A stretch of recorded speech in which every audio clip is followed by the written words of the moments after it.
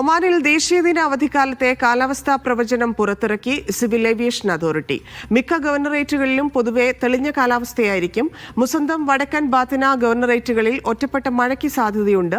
November 26 മുതൽ 29 വരെ കാലാവസ്ഥാ പ്രവചനം പുറത്തിറക്കി.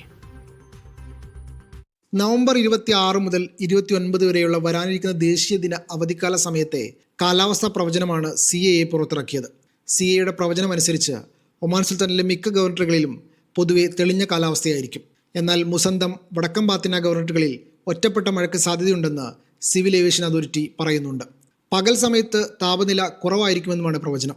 മിക്ക ഗവർണറുകളിലും പരമാവധി താപനില 25 മുതൽ 29 ഡിഗ്രി സെൽഷ്യസ് വരെയായിരിക്കും. പർവ്വത പ്രദേശങ്ങളിൽ തണുപ്പ് അനുഭവപ്പെടും. ഇവിടുത്തെ താപനില 10 മുതൽ 15 ഡിഗ്രി സെൽഷ്യസ് വരെയായിരിക്കുമെന്നും കാലാവസ്ഥാ വകുപ്പ് പറയുന്നുണ്ട്. അവധിക്കാല യാത്ര പ്ലാൻ ചെയ്യുന്ന താമസക്കാരും വിനോദസഞ്ചാരികളും ആവശ്യമായ മുൻകരുതലുകൾ എടുക്കണമെന്ന് national early warning centre for multi hazards മുന്നറിയിപ്പ് നൽകുന്നുണ്ട്. പ്രത്യേകിച്ചും മലകയറ്റം പോലെയുള്ള സാഹസിക വിനോദസഞ്ചാര പ്രവൃത്തികളിൽ ഏർപ്പെടുന്നവർ. Media 1, Muscat.